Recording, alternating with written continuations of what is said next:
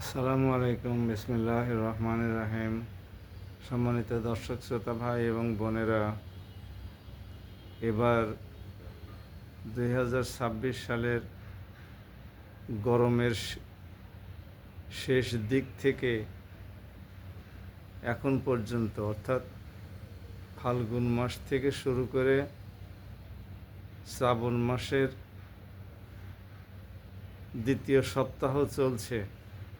এখন পর্যন্ত আমাদের প্রিয় জন্মভূমির আবহাওয়া খুব সুন্দর, মাঝে মধ্যে বৃষ্টি হচ্ছে। এবার প্রচণ্ড গরম অনুভূত হয় নাই,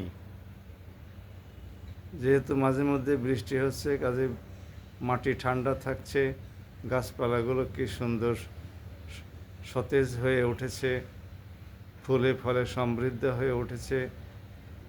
চারদিকে ফসলাদির এবং ফল ফলাদির উৎপাদন চলছে। বেশ শান্ত আবহাওয়া। এদিকে ফেব্রুয়ারিতে একটি নির্বাচনের মাধ্যমে দেশে গণতান্ত্রিক ব্যবস্থা পুনঃপ্রতিষ্ঠিত হয়েছে। সেদিক থেকে রাজনৈতিক অঙ্গনও বেশ শান্ত। ছোটোখাটো দু একটি বিক্ষোভ সমাবেশ হলেও ব্যাপক কোনো কর্মসূচি কোনো রাজনৈতিক দলই দেয় নাই, দেওয়ার প্রয়োজনও হয় নাই। এখন পর্যন্ত সরকার মোটামুটি শান্তই রেখেছেন জনগণকে। যদিও জুলাই সনদ বাস্তবায়নে সরকার গড়িমসি করছে, তারপরেও দেশের জনগণ তেমন একটা ক্ষিপ্ত হয়ে ওঠে নাই জুলাই সনদ বাস্তবায়নকে কেন্দ্র করে। যাই হোক, এরকম শান্তিপূর্ণ অবস্থা দেশে বিরাজিত থাকুক, আমরা এটাই প্রত্যাশা করি। বাংলাদেশ সরকারের কাছে অনুরোধ করি, আপনারা যে কোনো মূল্যে এই যে সুন্দর আবহাওয়া বিরাজ করছে, মহান স্রষ্টা আমাদেরকে রহমত স্বরূপ মাঝে মধ্যে বৃষ্টি দিয়ে গোটা দেশটাকে সিক্ত করে রেখেছেন। এই সুযোগটা যেন আমরা অবহেলায় না হারাই। এই বৃষ্টির পানিটাকে আমরা ধরে রাখি। খাল খনন কর্মসূচি সরকার যেটা শুরু করেছে, শহীদ প্রেসিডেন্ট জিয়াউর রহমান সাহেবের মডেল অনুসরণ করে এটাকে আমরা অত্যন্ত কার্যকরভাবে পালন করি, এই প্রকল্পটা বাস্তবায়ন করি এবং দেশের প্রত্যেকটি অঞ্চলে ব্যক্তিগত উদ্যোগে হোক, সামাজিক উদ্যোগে হোক, সরকারি উদ্যোগে হোক, আসুন আমরা খাল খনন কর্মসূচিটাকে সফল করি। এতে পানি সংরক্ষণ করা অত্যন্ত সহজ হবে। শুধু সরকারি উদ্বোধন বা অর্থায়নের দিকে আমরা তাকিয়ে না থেকে প্রত্যেকটা এলাকার এমপি সাহেবরা যদি এই উদ্যোগটা এগিয়ে নেওয়ার জন্যে আন্তরিকভাবে প্রচেষ্টা চালান, শুধু দেশের দিকে তাকিয়ে, সরকারের দিকে তাকিয়ে নয়, তাহলে খাল খনন কর্মসূচি সফল হবে ইনশাআল্লাহ। সরকার রেডিও, টিভিতে, সামাজিক এবং গণমাধ্যমে এরকম কোনো অনুপ্রেরণা সৃষ্টি এখন পর্যন্ত করতে সক্ষম হয় নাই। সরকার ব্যাপকভাবে প্রচারণা চালিয়ে যাকে যেভাবে সম্ভব খাল খনন কর্মসূচিতে সম্পৃক্ত করার জন্যে যদি উৎসাহিত করত, তাহলে পরে এই কর্মসূচি বাস্তবায়ন করা সরকারের জন্য সহজ হতো। প্রয়োজনবোধে বাংলাদেশ সরকার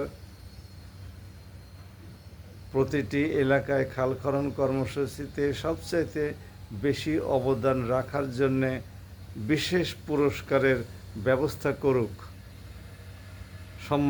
সম্মাননার প্রদানের ব্যবস্থা করুক, তাহলে জনগণ উৎসাহিত হয়ে উঠবে।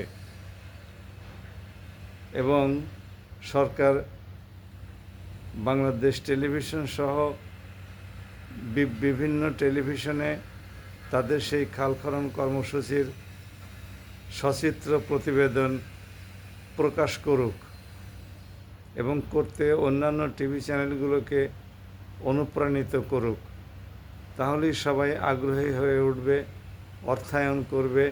সরকারের খাল খনন কর্মসূচির জন্য সারা বাংলাদেশ থেকে অর্থ সংগ্রহ করার ব্যবস্থা গ্রহণ করা উচিত। এছাড়া বড় বড় নদী, খাল যেগুলো আছে, উপনদী, শাখা নদী যেগুলো আছে, সেগুলো খনন করার জন্যও সরকারের উদ্যোগ গ্রহণ করা উচিত। কারণ পানি নদী ভরে যাওয়ার পরে তারপরে দুই কূল উপচে বন্যার সৃষ্টি করে। সরকারের সেদিকেও দৃষ্টি দেওয়া উচিত।